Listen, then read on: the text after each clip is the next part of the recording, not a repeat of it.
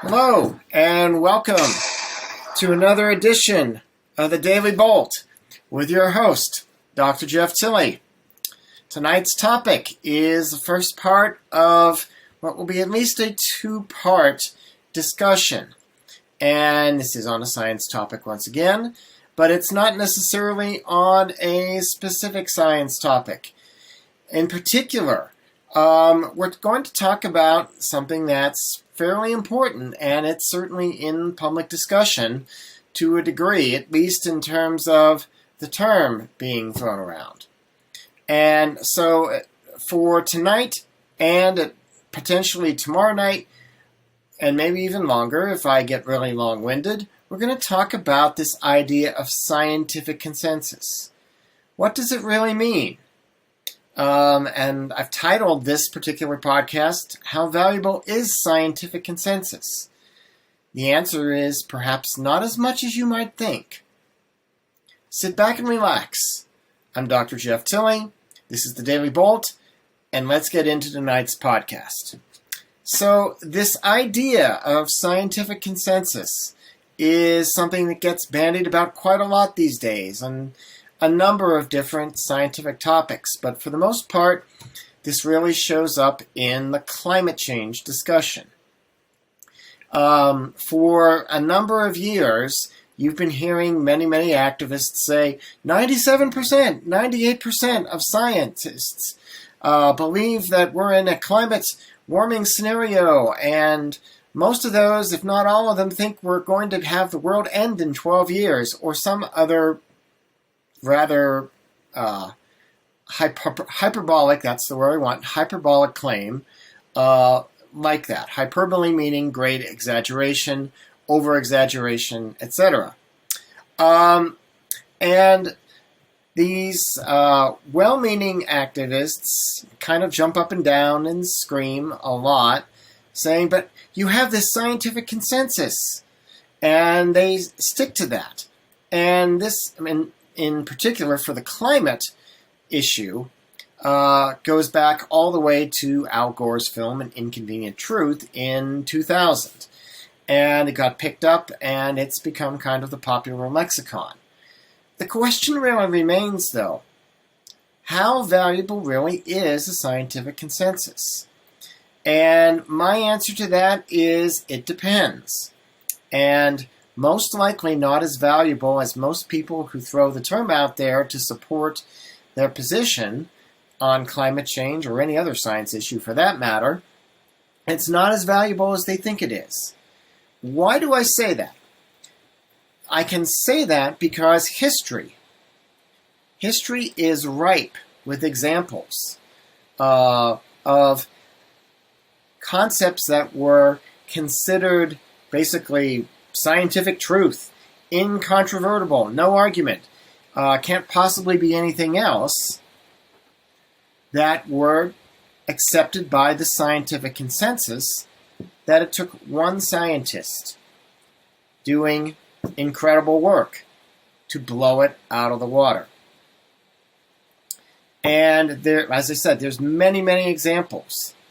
I'm only going to give you a short list in terms of some things for you to think about that were considered scientific consensus at the time and which got blown out of the water by often a single scientist or maybe a couple of scientists disproving the theory that the consensus had bought into. Many scientists in the consensus had never done their own work. They'd never looked at the data themselves. They just kind of went along for the ride because it made sense. There we go. I'm looking at the little window in the screen. There it tells me that what I'm actually putting on the camera. So my quotation marks, it makes sense. But consensus that makes sense may still be wrong. And here are some examples of that. First of all, the theory of continental drift and plate tectonics, originally proposed in the late 19th, early 20th century by the German scientist Alfred Wegener, was ridiculed at the time. The continents floating around on molten magma in the mantle, ridiculous. And yet, Wegener was proved right. One even more basic and simple. The Earth revolves around the sun, which Copernicus eventually was able to not only show that, but be proven correct. But he was incredibly ridiculed at the time. And everyone thought he was a terrible scientist and had no basis, talking about anything. And yet he was the one who was right. The consensus was wrong. The Earth is flat. That was effectively a scientific concept. And a number of people, including Columbus, provided information that effectively disproved that claim, even though there are Flat Earth Society people today that still think the Earth is flat. And explain all shots of Earth being a spherical globe from space as conspiracy theories. I'll let you be the judge of that. Another one, fire is an element.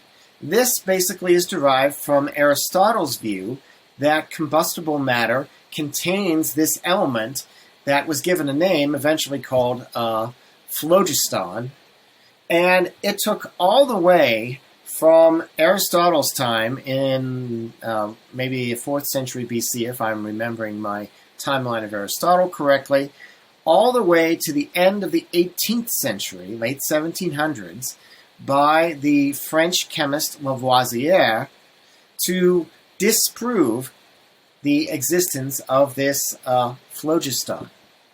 And Lavoisier actually brought into being our modern view of the nature of matter and much of the foundations of modern chemistry.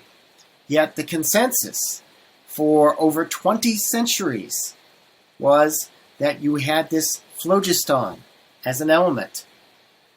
And it was consensus, and it was the sort of thing that people who tried to disprove it, including Lavoisier, were ridiculed, were canceled in the way that was done in those particular days.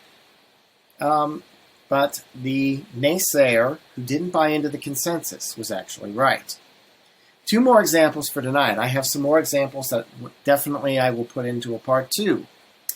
Electrical current was not believed to be proportional to the area of its cross-section.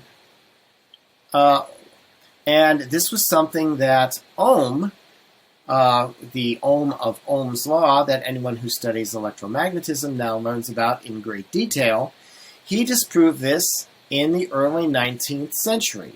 And this was a fallacy, a poor scientific concept that had lasted for a couple hundred years. And in something that was also the late 19th century, the disproving of Edison's theories about AC current.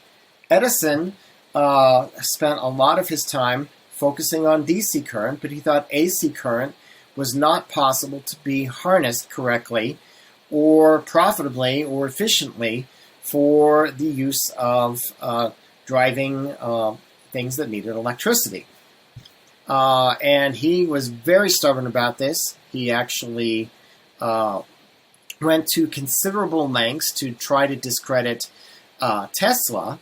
This is the Tesla that the cars are named after, a Croatian scientist who was a contemporary of Edison's, lasted a little bit longer than Edison in terms of his lifespan.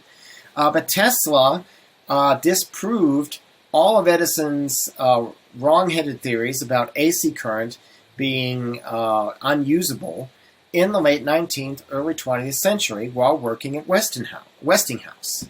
And this discovery and this disproving of Edison really is what made a lot of modern electrical appliances, a lot of things that we take for granted in terms of electricity.